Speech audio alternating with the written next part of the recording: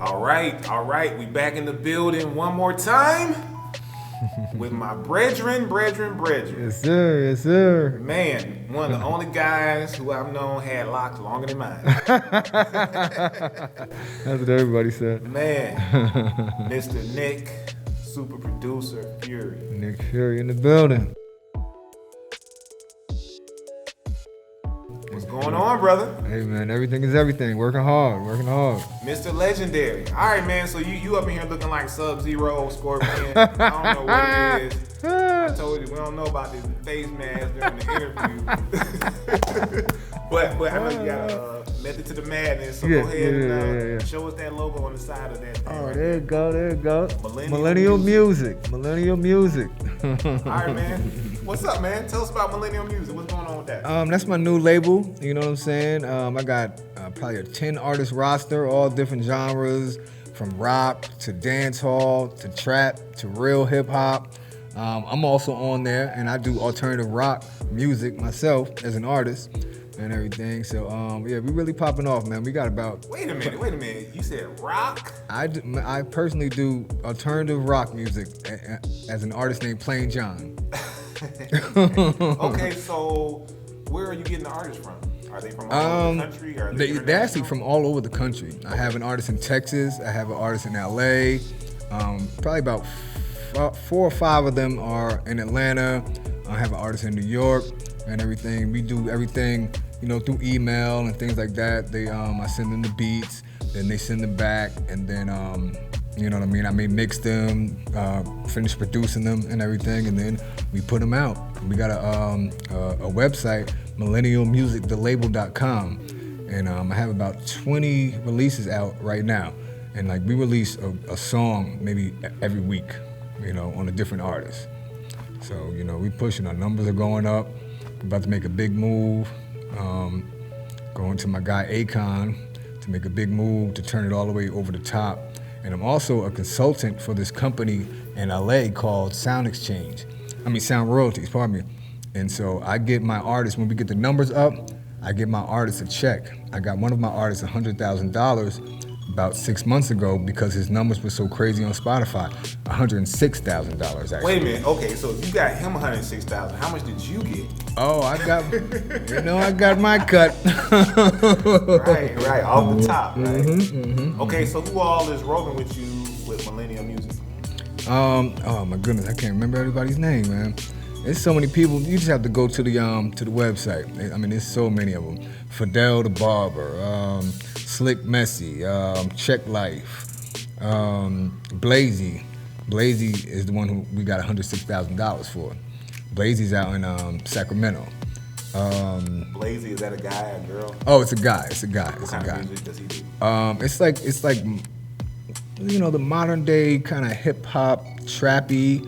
He's an Italian guy and everything, so he has like a little lane, like his own lane and everything. He has a niche. Yeah.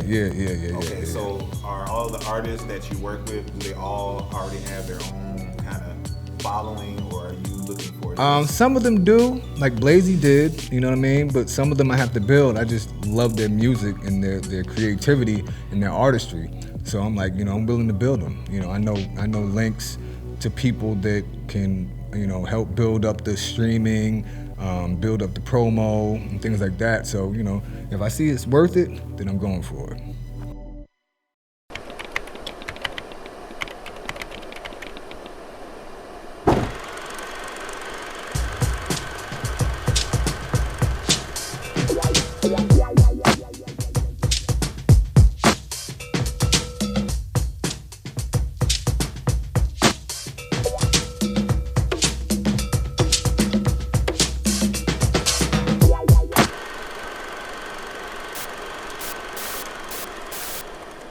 Man, we need to back up some because we jump right into the full throttle production, but you've been in the game for quite a while now.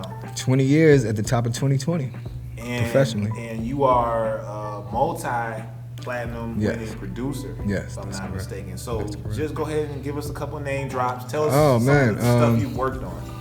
I can't remember everybody, but I've been on several T.I. albums. They're all platinum, 3 or 4 of them. Some T.I. soundtrack songs. Rick Ross. I go all the way back to Wu-Tang Clan. I did 2 songs on the classic Illmatic remix album for Nas. Trick Daddy, CeeLo. One of my biggest records, Lil Flip, Game Over. I always forget that one. right, With the Pac-Man and everything. Yeah. You know, Young Dro. I've been Grand Hustle since day one. You know what I mean? I talk to Tip every other day. Got some new records coming out with Tip right now. And man, it's probably more than that. I just can't think of everybody. So you say you have some new records coming out with Tip right now? Yeah. On his project? Yeah, his project. He has a new deal, and you know he's recorded about 5 or 6 of my songs in the last couple months. You know, like I said, I talk to him on the phone. I send the beats directly to his phone, and then he hits me back in like 1 minute, like, okay, that's mine. Word. Okay, so that's interesting because everything you're doing now is just basically to push up a button. And it seems like you already set up to just be able to operate in this new, what they call new normal. Yeah. So how has that affected business, or has it Well, affected business? the funny part is, you know, when the pandemic started, I'm also a sound engineer. So I do mixes at home. So they wouldn't even have to come to my house. They would just send me their Pro Tools sessions and I would do their mixes. So I was, you know, continuously making money. I would do a few sessions. I tell them, you know, 1 to 2 people in my home studio and everything. But, you know, I was doing the mix and mastering from home, still making money. You know what I mean? Now I have now I work at Tree Sounds as a sound engineer. You know, since the pandemic kind of slowed down a little bit, but you know they were closed for about 3 months.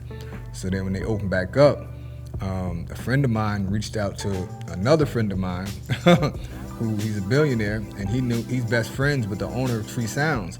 And so he looked me up one night, and he called me the next day. He's like, Nick, you're the one for the job. So he would call Paul, the owner of Tree Sounds. Like it took about maybe 4 or 5 days before Paul finally got back to me, but it was well worth it. But he was calling me. He's like, did you talk to Paul yet? Did you talk to Paul yet? I'm like, no, not yet. He's like, man, I'm calling Paul right now. And that's how that happened, man. So I'm up there at Tree, you know, and then that's where is that located? That's in Norcross, Peachtree Industrial. Okay. And everything. It's the biggest studio in Atlanta, and the most famous studio in Atlanta. You know, everybody has been there. Anyone you could think of records there or have recorded there, from Michael Jackson to Whitney Houston to, you know, the T.I.'s. That's where I originally met T.I. Well, that's the first time we actually contacted each other. But I had knew T.I. a long time ago because I lived down here in the 1990s. So I knew T.I. long before he was Big T.I. I knew CeeLo long before he was Big CeeLo. You know what I mean?